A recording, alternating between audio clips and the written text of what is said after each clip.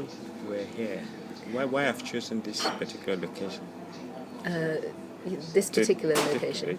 You know, you were meant to choose the location, weren't you? Oh, that's true. Yes. Yeah. Okay. But why didn't you choose a location? Why didn't we were going to do it in your house? Why couldn't we? It's too noisy in my house. Why is that? Well, I have a 3-year-old son who won't even let me answer the phone. So I thought it would be wise to escape the house for a while. 3-year-old, a 3-year-old. 3-year-old, yeah. I remember when that little boy was born, Luca. Gosh, yes. That was it was the day that I was running the Great South Run. Yes, that's right. Yeah, on the 25th I of October. remember. Yeah, we both had our mountains to climb that day. Yeah. That's right.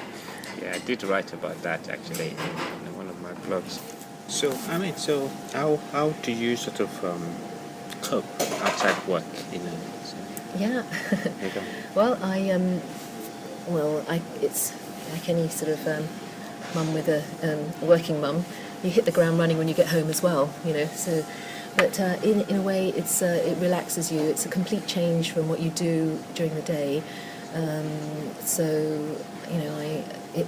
It does help you unwind.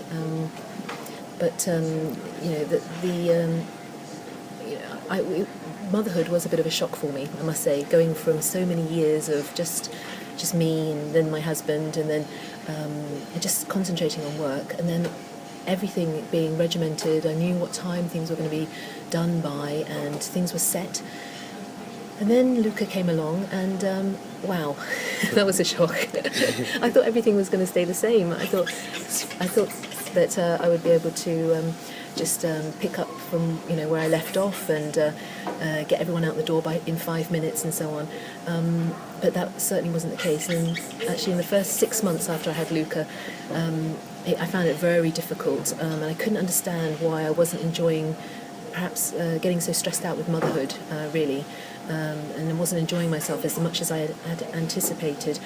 And then I realised that you can't do everything. You just have to relax and let go with the flow. So in a way, it has really changed me for the better because I've now kind of brought that as well into my work ethics. Sometimes you just cannot do everything, and you just have to do the best you can and go with the flow. Yeah. So. Yeah. Wow, that's amazing. So that's really amazing. It's just it's very interesting for me to hear this because I knew you before and after. So. Crazy woman after. It's fantastic. It's just it's lovely. So what underpins your work ethics, for example? I think I was probably born like that, I was from a very early age. I was lucky enough to be taught by good teachers. I was in a group of children who were also competitive, and so literally from the age of 8 onwards, I was constantly competing to be number 1, number 2, or number 3, and that just kind of stuck with me all the way through secondary school and university. Although I did find it a lot harder in secondary school, and I realised I was not as academically minded as possible. But I think the main thing is if you just carry on, if you do if you do the best you can in whatever you're doing, you get a lot of satisfaction from that. I personally do. So that's what drives me really to carry on with a high standard. And I think people appreciate it too, and it's nice when people do say that to you. And also, like I said, I'm working with other people. It's not just me. Other people around me are hard workers too. So we all kind of feed off each other. That's quite good. And it makes the load lighter as well. Yes, Everybody pulls their weight, doesn't it? Exactly. Makes sense. Yeah. Okay.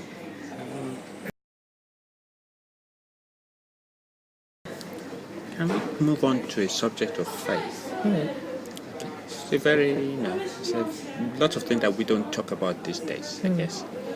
It's a bit of a taboo, isn't it? It's a bit of a taboo, yeah. What underpins, what's your attitude to the issue of faith?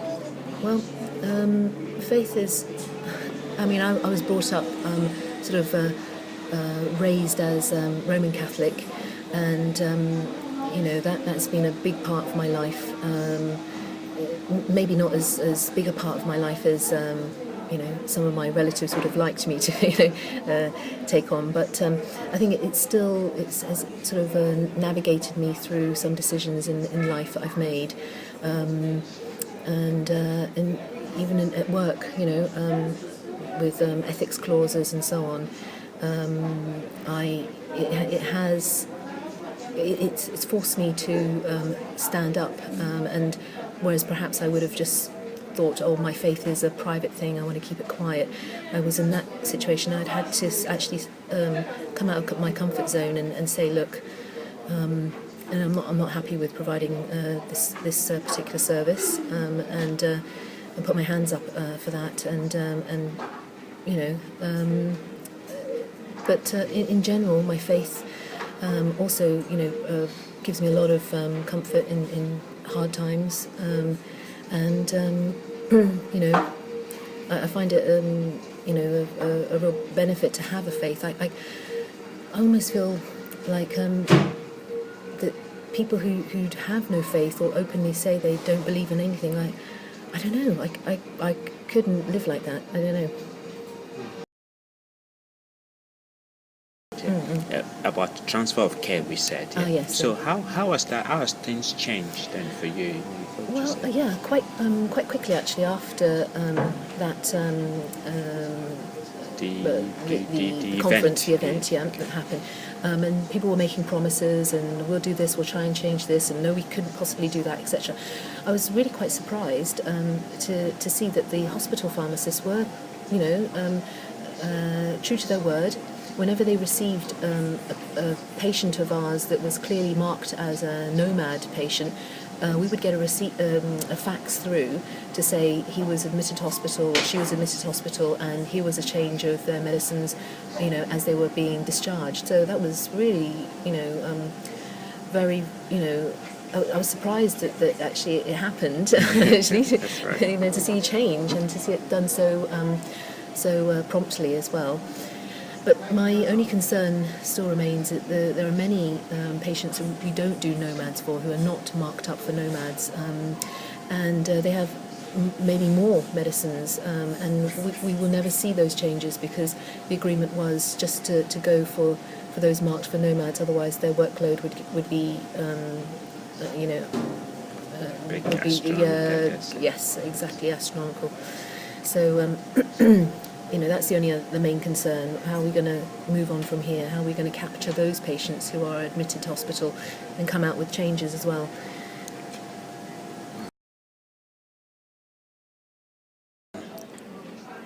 Things that keeps you a lot occupied now at home in terms of Luca, little Luca. Oh yeah, naughty Luca. Monster Luca, yes. Yeah. What is Why aren't you at work now? Oh. Yeah, why am I shirking work? Well, I think it's just under 3 weeks now. I'm due to give birth to my second child. Fantastic. Don't know if it's a boy, don't know if it's a girl. Fantastic. But yes, that was a bit of a surprise as well, because after Luca, I really did think that was it for me. But people kept saying, no, you need a second one, and we were on the verge of giving up, and then all of a sudden, bang, it happens. So, yeah, I am really looking forward to the second one. This pregnancy seems to have gone a lot smoother than the first one, probably because I've been kept so busy. Yeah, but very, very much looking forward to the new baby, and hopefully everything should go well. Fantastic. Yeah, I wish you all the very best. Thank you very much. Beyond. We're gone. Onward and beyond. To infinity. To infinity and beyond. Yes.